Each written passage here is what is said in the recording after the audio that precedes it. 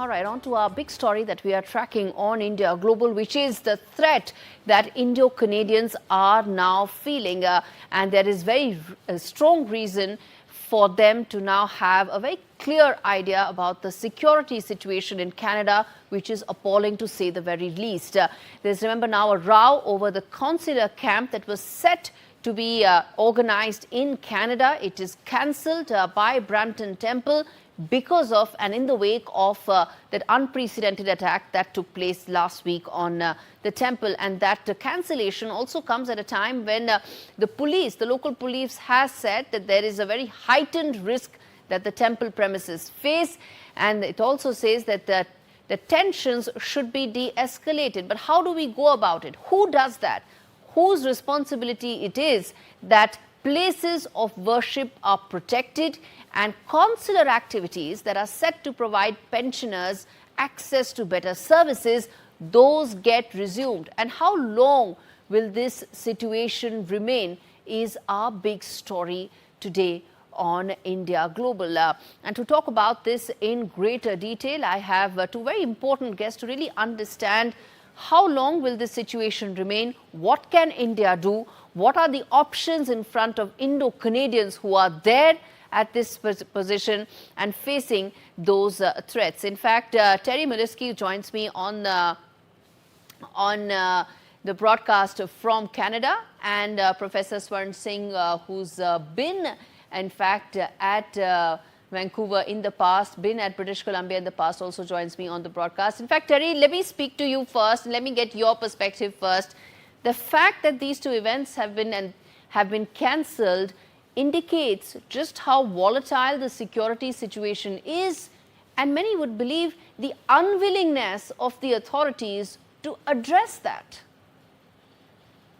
Well, there is a certain unwillingness. It is, I'm afraid to say, traditional in the case of the Peel Regional Police, which is the police force, that issue in this case. Now, I want to explain, first of all, it has to be clear that Justin Trudeau isn't the king of Brampton, Ontario. He doesn't command the local police force. It's not as though the federal government of Canada has been involved in this affair. But there is a long and sad tradition in the Peel Regional Force for, shall we say, treading lightly where Khalistani violence is concerned, and sometimes worse than that.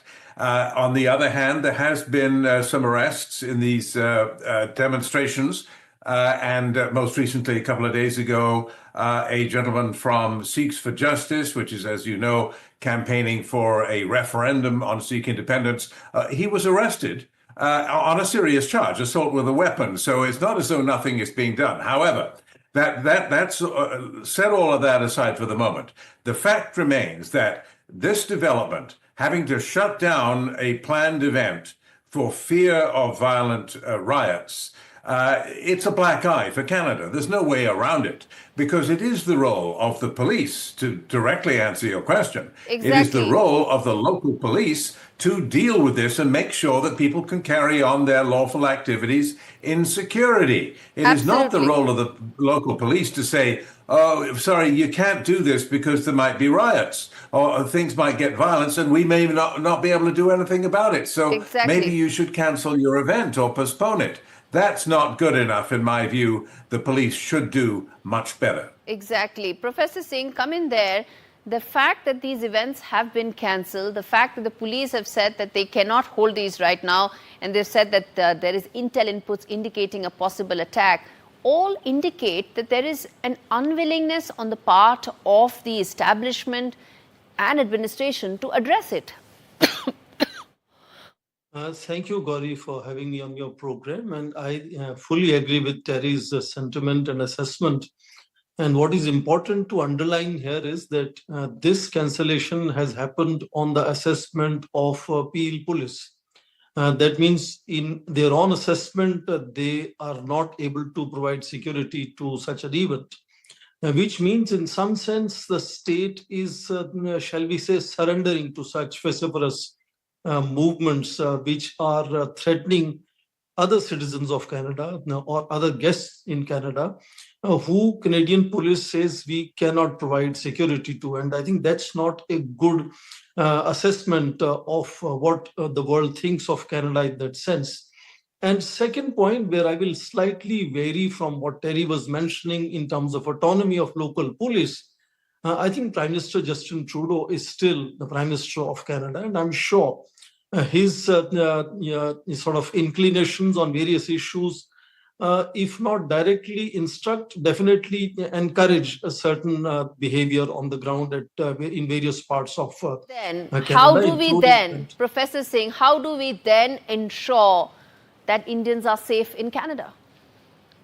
I think we should first respect the sovereignty of Canada and expect that Canadian agencies would ensure that both their citizens, including those of Indian origin, and of course various visitors and people who are on permanent resident in Canada, are provided security, which is the responsibility of the state, Canadian state.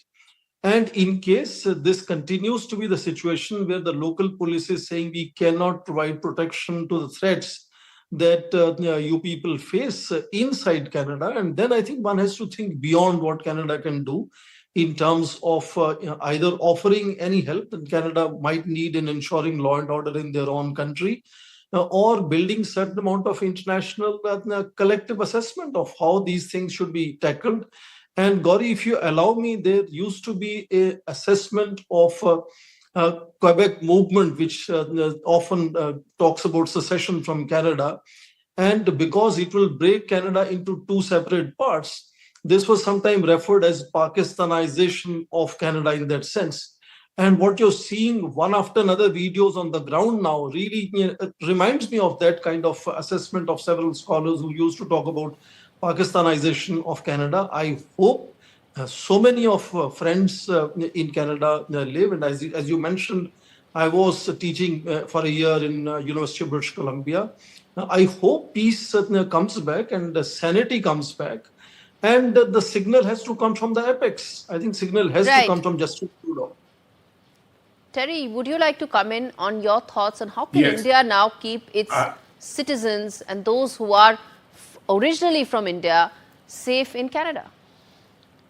And everyone else too, for that matter. I think Professor Swaran Singh has this absolutely right. Leaders have to lead. And personally, what I would like to see is what I've been howling for these many years, is some leadership from federal politicians of all parties who are all guilty in this respect to step up and say what needs to be said here, to say that we cannot tolerate this kind of behavior. We are going to do something about it. You will be arrested if you cross the line, and we're not going to look the other way and let you get away with it. Let me just give you, I'll be very brief, I promise, a small anecdote. A friend of mine back in the day of the Kanishka bombing, this is 1985, friend of mine was beaten up by Khalistanis with baseball bats because he committed the sin of calling for peace in Punjab. He said, let's give peace a chance. He formed a peace group with some Hindu friends. He was a young Sikh, 28 years old, and they beat him nearly to death. What happened exactly? This was in Peel Regional Police's jurisdiction. They came to see him and they said, who bombed Air India? What? How would he know that? They suspected that because he was beaten up, that he was beaten up to punish him for having something to do with the air. They did not understand anything about what was happening. They didn't understand the basics, that this man was beaten because of what he said, because he wanted peace, not because he was involved in the Air India bombing. It made no sense. The Peel Regional Police was out of touch. And in fact, as a second chapter of that, when he applied for compensation as a victim of crime because of his injuries, the Peel Regional Police opposed his application because he wouldn't cooperate and wouldn't tell them who bombed Air India, as though he had any clue. He was a 28-year-old peacenik. He didn't know.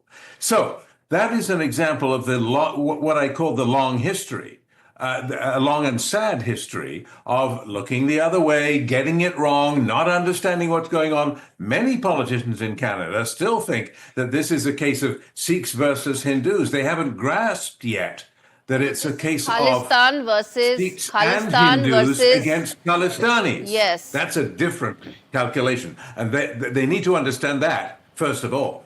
Terry, one last question I want to ask you, that just Mr. Trudeau's government may be minority, but he's still the Prime Minister. He's seeing all Yes. of this. He's condoning what is happening right now. Forget the one aspect of the bilateral relationship that he has single-handedly killed.